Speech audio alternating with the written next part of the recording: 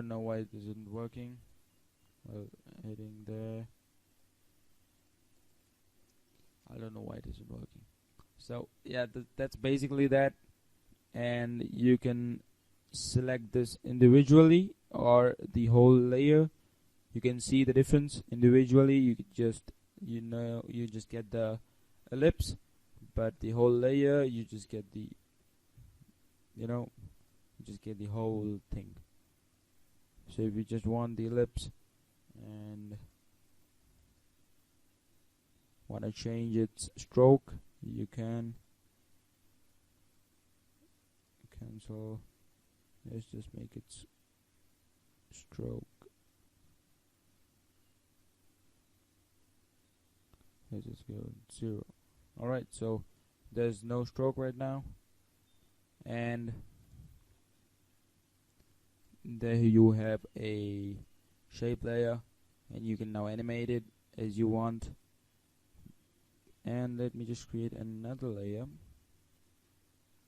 Just hit things like that. Alright, and a solid layer. No, not a solid layer. Another shape layer, and let's just hit polygon. Yep.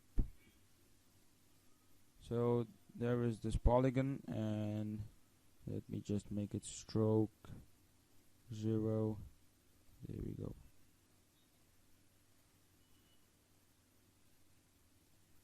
So both of them don't have any strokes. Now perhaps the rotor brush tool might work. Is you can see it's now in the background, sort of. This is ahead, this is behind, and if you just hit Alt, you are making this in the foreground and that in the background. So that's the basic thing. Let me just create let me just make its fill different. Okay, there we go. Now you can understand. If I just go Alt and keep it out here, it just becomes in the background. But if I just drag it around there, wait a minute, let me just check that out. Alt.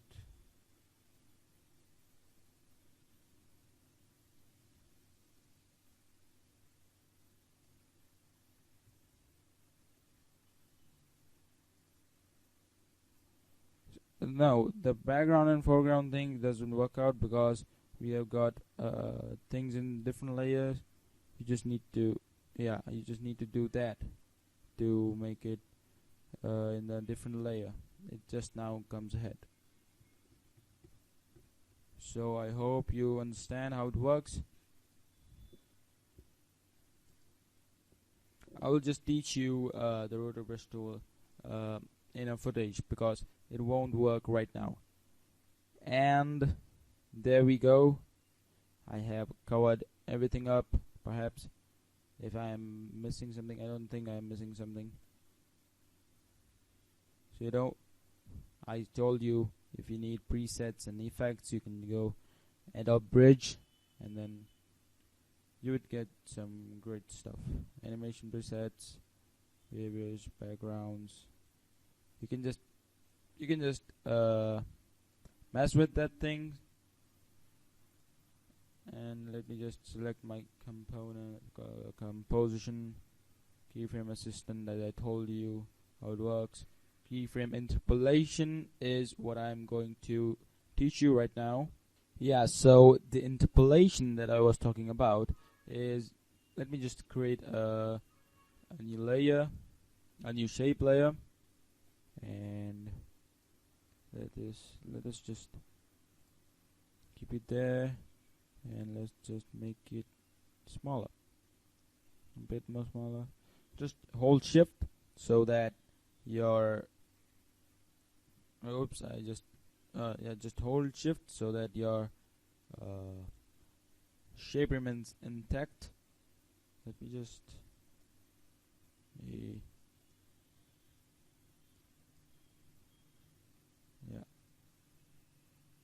and let's just move the anchor point to the middle. Alright, well, there's a tweak for an anchor point so that you can just move it up, right, or down, whatever. I'm just going to show you how to make this stuff. Well, just drag your timeline there, and now what we're going to do is hit position and then just make it go on to the top. Go shift page down, shift page down, shift page down, a little bit up, yeah, and then move it there. Shift page down, and then move it down. Oops, just move it down there. Shift page down, and just move it right there. So we just created a curve out there, but that was an accidental curve, I must tell you. But what interpolation does is actually do make it curve. So if we just make it bigger, so it will just be a more curvy thing. It just curves around it, and there we go. What we are going to do right now is that just make it a bit.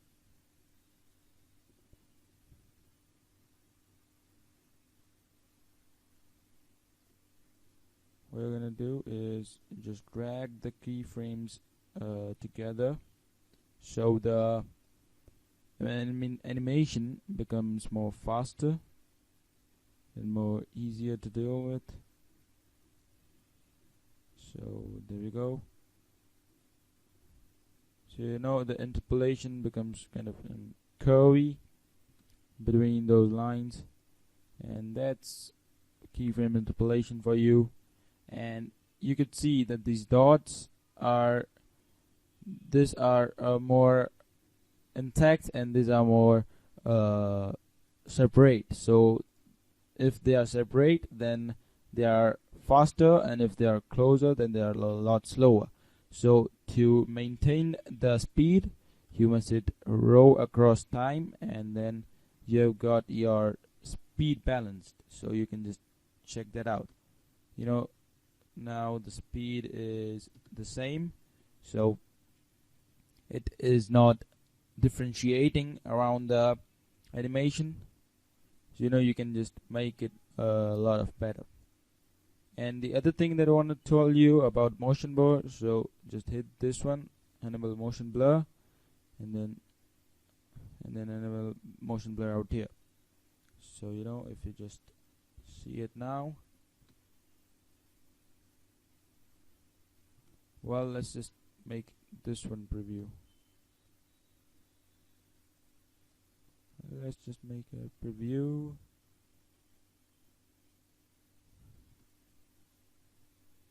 Well, I have added the motion blur. I don't know.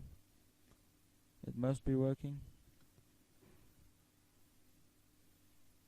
Yeah, actually you can actually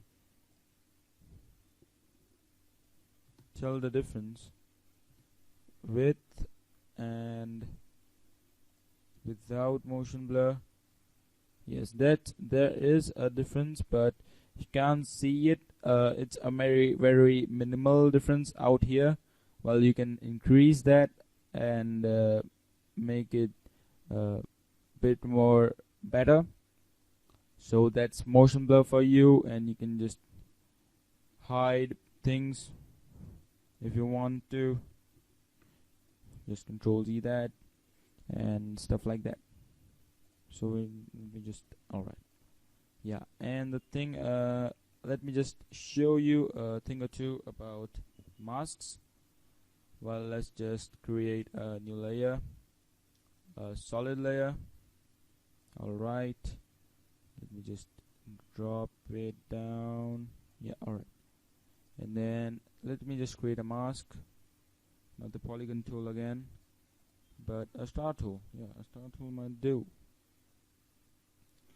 But we don't want a we don't want a new shape layer, but we want a mask. So you can see we have created our mask right there.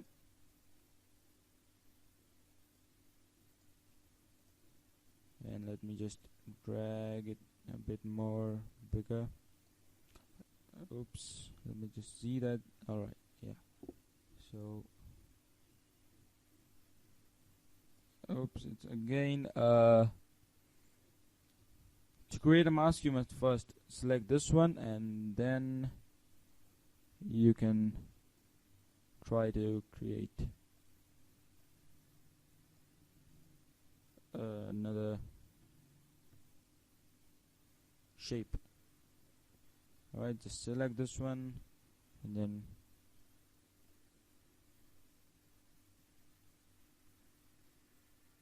then you have a star out there, and it's actually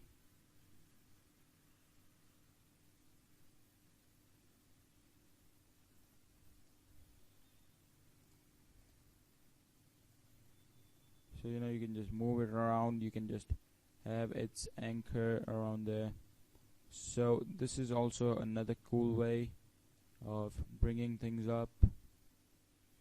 So this is a star created by a mask, and you can transform the mask opacity and stuff like that, and mask path, its shape, its feather, its pixels, its expansion.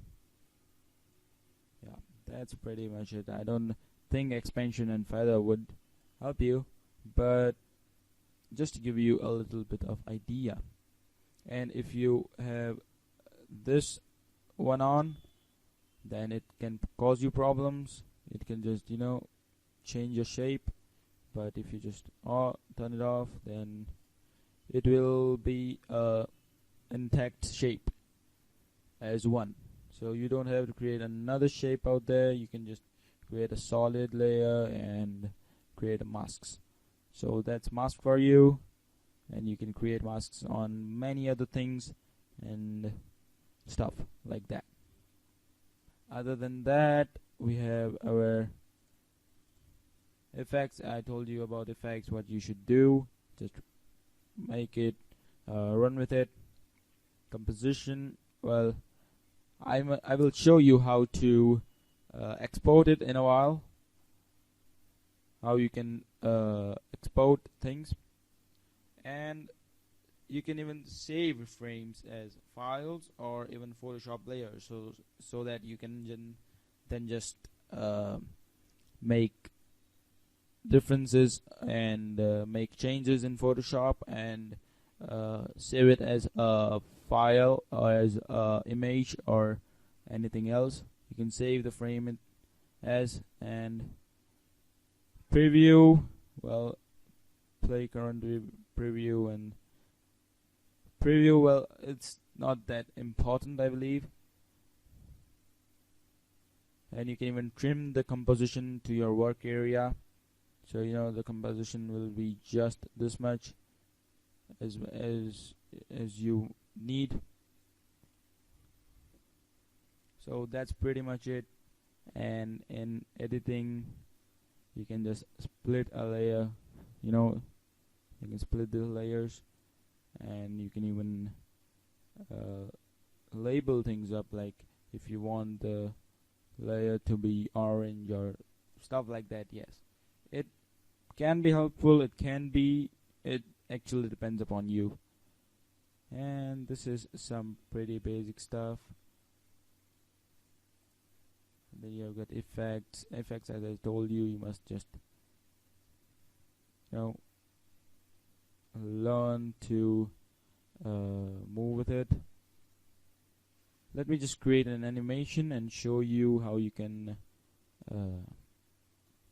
create other stuff, like, alright, let me just make it go this way, then it just turns.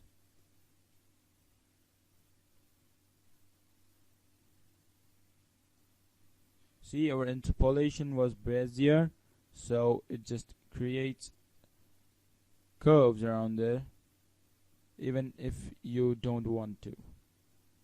So let's just ease them, keep them, and ease them, right? Yep. And as you see it, you can just see, yeah, that's your basic animation. And you can click it and then go to animation, and you can apply an animation preset. You can ease and stuff like that. You can track. So the thing about tracking is I'm going to teach you. Yeah, so the thing about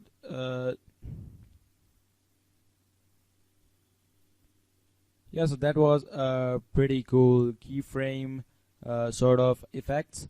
And the next things are pretty much in 3D, and those 3D stuffs will be covered later on. But other than that, we have got we have got many other things like frame blending. That's for slow motion, that will be covered in the movie stuff. And this one is also for slow motion. This just transforms the layers, and you can just add a marker.